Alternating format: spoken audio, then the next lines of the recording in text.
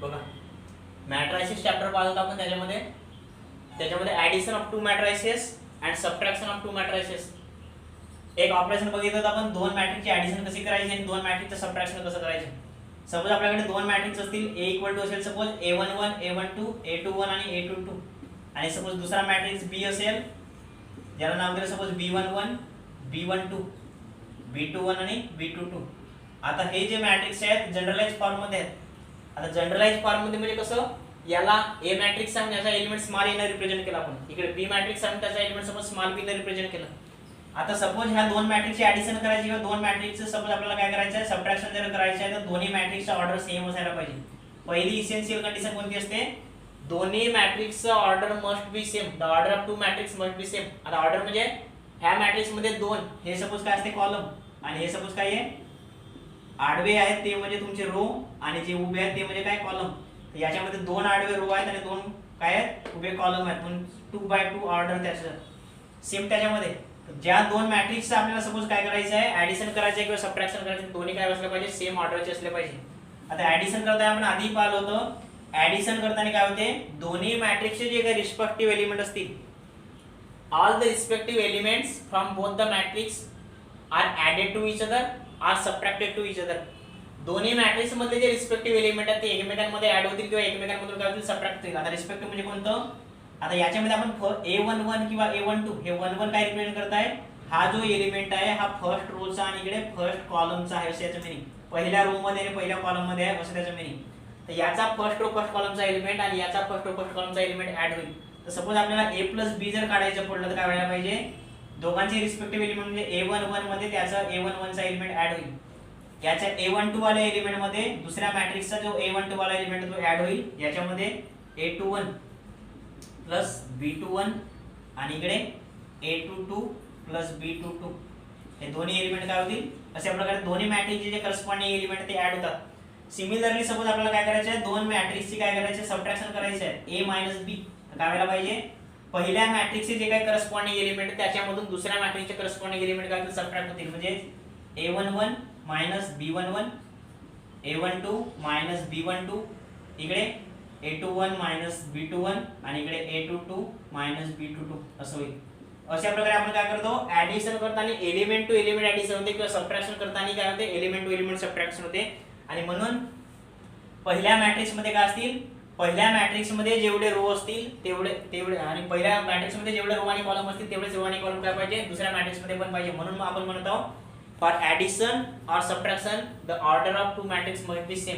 आता आपल्याला सपोज काय पाहायचं आहे स्केलर मल्टिप्लिकेशन पाहिजे हे आपण आधीच बहुतेक आधीच्या व्हिडिओमध्ये आपण कव्हर केलं होतं. आता याच्यामध्ये पाहिजे आपल्याला स्केलर मल्टिप्लिकेशन. आता स्केलर मल्टिप्लिकेशन म्हणजे काय असेल एखाद्या मॅट्रिक्सचं मल्टिप्लिकेशन करायचं आपल्याला दुसऱ्या कोणत्या तरी एका कॉन्स्टंट सोबत. तर सपोज A वाला मॅट्रिक्स आहे A equal to A11 A12 A21 A22. आता सपोज आपल्याला काय करायचे आहे देन K इंटू A जर करायचं असेल तर हे काय व्हायला पाहिजे K इंटू A वाला मॅट्रिक्स A11 A12 A21 आणि इकडे A22. याला म्हणतो आपण multiplication of matrix scalar with a non zero scalar.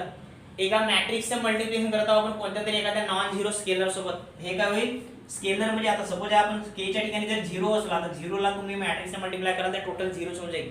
पण हा जो स्केलर किंवा कॉन्स्टंट जो आहे तो नॉन झिरो असला पाहिजे. तर जेव्हा एखाद्या मॅट्रिक्सला आपण एखाद्या कॉन्स्टंट न मल्टिप्लाय करतो तेव्हा काय होते all the element of the matrix must be multiplied with that constant.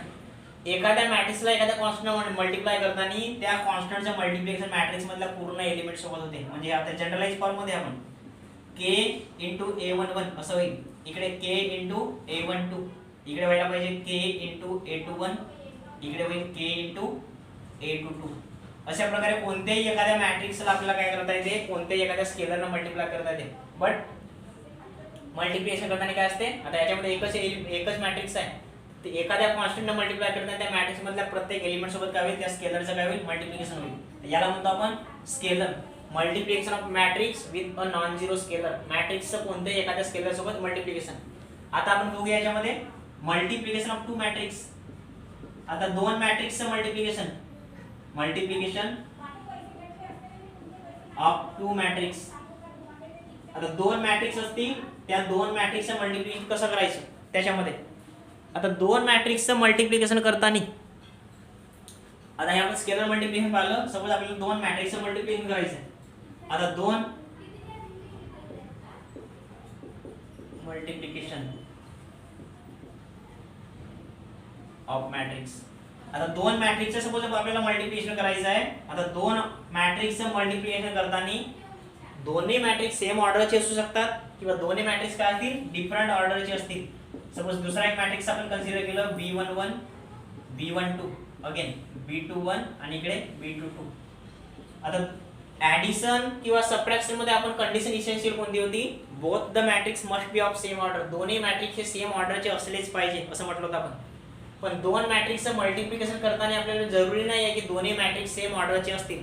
जर दोन्ही मॅट्रिक्स सेम ऑर्डरचे असतील तर मल्टिप्लिकेशन होईलच. पण दोन मॅट्रिक्स जर सेम ऑर्डरचे नसेल तरी मल्टिप्लिकेशन करता येते. मग कंडिशन कोणती चेक करायची, नंबर ऑफ कॉलम्स इन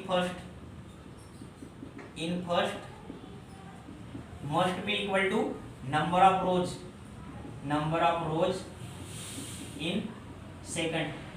पहिल्या मॅट्रिक्स मध्ये जेवढी काही कॉलमची संख्या असेल तेवढीच काय व्हायला पाहिजे, दुसऱ्या मॅट्रिक्स मधल्या काय व्हायला पाहिजे, रोची संख्या असायला पाहिजे. मग भलेही दोघांचा ऑर्डर सेम असेल नसेल काही प्रॉब्लेम नाही, तर आपल्याला काय करता येते, मल्टिप्लिकेशन करता येते. तर दोन्ही मॅट्रिक्सचा ऑर्डर जर सेम असेल तरी कंडिशन चेक करायची गरज नाही. पण दोन्ही मॅट्रिक्सचा ऑर्डर जर डिफरंट असेल तर पहिल्या मधल्या कॉलमची संख्या आणि दुसऱ्या मॅट्रिक्स मधल्या रोची संख्या काय करायची, कम्पेअर करायची. ही जर सेम होत असेल तरच त्या दोन मॅट्रिक्सचं काय होते, मल्टिप्लिकेशन.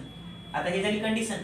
आता मल्टिप्लिकेशन करताना जसं ऍडिशन सबट्रॅक्शन झालं त्यासारखं मल्टिप्लिकेशन एलिमेंट टू एलिमेंट होत नाही. म्हणजे याचं A11 इंटू याचं B11, याचं A12 याचं इंटू B12 असं होत नाही. मल्टिप्लिकेशन करताना काय असते, जो एक नवीन मॅट्रिक्स आपल्याला मिळेल. आता ह्या दोघांचा जो ऑर्डर आहे 2/2, नवीन मॅट्रिक्सचा पण ऑर्डर 2/2 असेल. आता मल्टिप्लिकेशन करताना काय करायला पाहिजे, रो कन्सिडर करताना पहिल्या मॅट्रिक्सचं घ्यायचं आणि कॉलम घेताना दुसऱ्या मॅट्रिक्सचं घ्यायचं. आता सपोज आपल्याला एखादा एलिमेंट मिळेल इथं. आता जो नवीन मॅट्रिक्स मिळेल सपोज त्याला C नाव दिलं, त्याचे एलिमेंट असतील C12, इकडे असतील सपोज हा एलिमेंट असेल सपोज C11, हा एलिमेंट असेल सपोज C12, इकडचा एलिमेंट असेल सपोज C21 आणि इकडचा एक एलिमेंट कोणता असेल सपोज C22. म्हणजे नवीन मिळालेले जे काही मॅट्रिक्स असेल ते. आता हे एलिमेंट आणायचं कसं, आता एलिमेंट कसं आणाल, रो घेताना. आता हा जो नवीन एलिमेंट पाहिजे आपल्याला फर्स्ट रो फर्स्ट कॉलमचा, हा पहिल्या रो आणि पहिल्या कॉलमचं मल्टिप्लिकेशन करून मिळेल आपल्याला. आता रो घेताना पहिला मॅट्रिक्स करून घ्यायचं आणि कॉलम घेताना दुसऱ्या मॅट्रिक्स करून घ्यायचं. म्हणजे काय व्हायला पाहिजे, पहिला रो आणि इकडून पहिला कॉलम, नंतर 1 2 म्हणजे पहिला रो पहिल्यावरून आणि दुसरा कॉलम दुसऱ्याचा. इकडे 2 1 म्हणजे काय व्हायला पाहिजे, दुसरा रो आणि इकडे पहिला कॉलम, इकडे दुसरा रो, 2 2 म्हणजे दुसरा रो आणि दुसरा कॉलम. अशा प्रकारे ते मल्टिप्लिकेशन कसं होईल, हे सपोज आपण काय केलं, त्या एलिमेंटची पोझिशन दाखवली. आता एलिमेंट जर आणायचं आहे तर हे होईल A11 into B11 plus A12 into B21 असं होईल. म्हणजे पहिला रो आणि पहिला कॉलम म्हणून आपल्याला C नवीन एलिमेंट फर्स्ट रो फर्स्ट कॉलमचा मिळेल. मल्टिप्लिकेशन करताना आपण रो पहिल्या मॅट्रिक्सचा घेतो आणि कॉलम दुसऱ्या मॅट्रिक्सचा घेतो. म्हणून याच्यामधल्या कॉलमची आणि याच्यामधल्या रोची संख्या काय असायला पाहिजे, सेम असायला पाहिजे. दुसरा एलिमेंट पाहिजे आपल्याला सपोज फर्स्ट रो सेकंड कॉलमचा म्हणजे 1 2. तर अगेन पहिला रो दुसरा कॉलम, पहिला रो आहे याचा A11 into B12 plus A12 into B22 असं होईल. पहिला रो आणि दुसरा कॉलम. तर पहिला रो आपण पहिल्या मॅट्रिक्सचा घेतला आणि कॉलम घेताना दुसऱ्या मॅट्रिक्सचा घेतला. सपोज तिसरा एलिमेंट पाहिजे आपल्याला कोणता, सेकंड रो फर्स्ट. आता रो घ्या सेकंड वाला आणि कॉलम घ्या इकडे पहिला वाला. रो घेताना पहिला इम्पॉर्टंट आहे, रो घेताना पहिल्या मॅट्रिक्सचा घेतो आपण आणि कॉलम घेताना दुसऱ्या मॅट्रिक्सचा घेतो. तर ते काय व्हायला पाहिजे, A21 into B11 plus A22 into B21 आणि इकडे 2 2 म्हणजे काय व्हायला पाहिजे, सेकंड रो आणि इकडे सेकंड कॉलम. म्हणजे हे होईल A21 into B12 plus A22 into B22. अशा प्रकारे आपल्याला काय करता येईल, दोन मॅट्रिक्सचं मल्टिप्लिकेशन करता येईल. दोन मॅट्रिक्सचं मल्टिप्लिकेशन पण आपण याच्यामध्ये जे बघितलं ते काय आहे, सेकंड ऑर्डरचं मॅट्रिक्स आहे. म्हणजे दोन्ही मॅट्रिक्स काय होते, सेकंड रो आणि सेकंड ऑर्डरचे होते. म्हणजे 2 रो आणि 2 कॉलमचे होते. आता हेच जर मॅट्रिक्स काय असतील थर्ड ऑर्डरचे असतील, तर हेच मॅट्रिक्स सपोज थर्ड ऑर्डरचे असतील तर मग याचं कॅल्क्युलेशन कसं करायचं.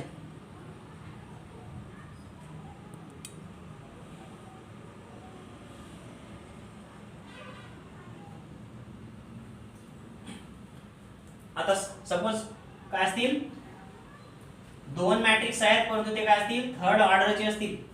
थर्ड ऑर्डरचे म्हणजे काय होईल, आता मॅट्रिक्सला नाव देताना सपोज एक असेल A11 A12 A13, इकडे A21 A22 A23, इकडे A31 A32 A33, आणि सपोज B असेल, B ला नाव दिलं आपण B11 B12 B13 B21 B22 B23 B31 B32 B33. आता दोन मॅट्रिक्स आपण परत कन्सिडर केलं, एक आहे A मॅट्रिक्स आणि दुसरा B मॅट्रिक्स. दोन मॅट्रिक्सचं जर मल्टिप्लिकेशन करायचं आहे तर अशा प्रकारे मल्टिप्लिकेशन करू शकतो आपण, लक्षात ठेवायचं. आता दोन मॅट्रिक्सचं मल्टिप्लिकेशन करायचं आपण, ते सपोज थर्ड ऑर्डरचे असतील तर फॉर्मॅट तुमचा तोच असेल, दोघांचा ऑर्डर सेम आहे, त्याच्यापुढे कंडिशन कोणतीच चेक करायची गरज नाही. ऑर्डर सेम नसेल तर पहिल्या मधल्या कॉलमची संख्या आणि दुसऱ्या मधल्या रोची संख्या पाहिजे. आता मल्टिप्लिकेशन करताना सपोज आपल्याला काय पाहिजे, A इंटू बी ची व्हॅल्यू पाहिजे. A इंटू बी ची जर व्हॅल्यू पाहिजे तर परत तोच फॉर्मॅट यूज करायचं. रो घेताना याचं आणि कॉलम घेताना त्याचं, पहिला रो पहिला कॉलम, पहिला रो दुसरा कॉलम, पहिला रो तिसरा कॉलम. मल्टिप्लिकेशन काय होईल तुमचं, A11 into B11 plus A12 into B21 plus A13 into B31 असं होईल. पहिला रो घेतला आणि पहिला कॉलम घेतला आपण. आता पहिल्या रो मध्ये 3 आहे, तिकडे पहिल्या कॉलम मध्ये 3 एलिमेंट आहेत, म्हणून हा होईल याच्यासोबत, हा जाईल इकडे सेकंड सोबत आणि हा जाईल थर्ड सोबत. 3 एलिमेंट तिघांसोबत जातील, पहिला रो आणि पहिला कॉलम. सिमिलरली इकडे घेताना काय घ्यायला पाहिजे, आता पहिला रो दुसरा कॉलम, तर हे मल्टिप्लिकेशन होईल A11 into B12 plus A12 into B22 plus A13 into B32. आपल्याला सपोज तिसरा एलिमेंट पाहिजे इकडे, कारण हा थर्ड ऑर्डरचा आहे तर मिळणारा मॅट्रिक्स मग थर्ड ऑर्डरचा राहील. आपण आता जनरलाइज फॉर्म मध्ये लिहितो म्हणून थोडंसं मॅट्रिक्स मोठं बनत आहे. नंतर हा काय होईल, हा सपोज 1 2, हा 1 1 वाला एलिमेंट होता फर्स्ट रो फर्स्ट कॉलमचा, हा फर्स्ट रो सेकंडचा. आता हा जो एलिमेंट मिळेल first row third column, first row third column म्हणजे A11 into B13 plus A12 into B23 plus A13 into B33. अशा प्रकारे मॅट्रिक्स थोडंसं मोठं बनत आहे.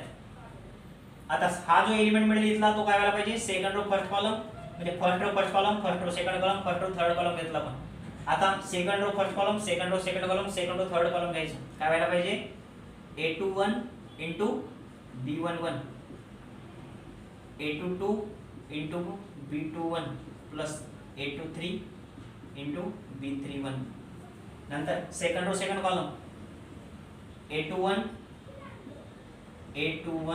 Into B12 plus A22 into B22 plus A23 into B32.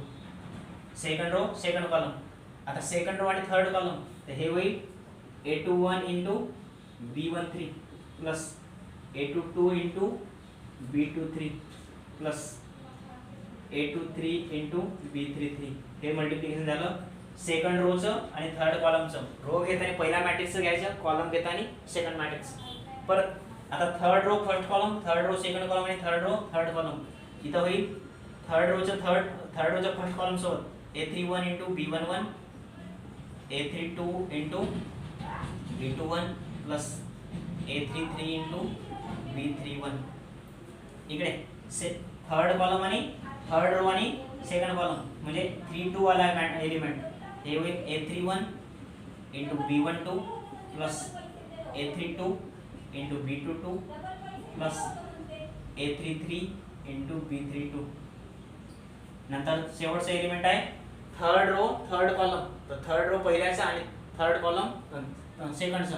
ते काय व्हायला पाहिजे, A31 into B13 plus A32 into B23 plus A33 into B33. अशा प्रकारे आपण थर्ड ऑर्डरचं, इम्पॉर्टंट आहे थोडंसं कारण सेकंड ऑर्डरचं आपण हे 10वी वगैरे मध्ये शिकलो. तर बेसिक आहे सेकंड ऑर्डरचं किंवा थर्ड ऑर्डरचे दोन मॅट्रिक्स असतील, दोन ऑर्डरचं काय करता येते आपल्याला मल्टिप्लिकेशन करता येते. अशा प्रकारे आपण कोणत्याही मॅट्रिक्स, आता हे जनरलाइज फॉर्म मध्ये आपण याच्यानंतरचे काय करायचे याच्यावरचे एक्झाम्पल घ्यायचे. अशा प्रकारे कोणतेही सेकंड ऑर्डर किंवा थर्ड ऑर्डर मॅट्रिक्सचं मल्टिप्लिकेशन करता येईल आपल्याला.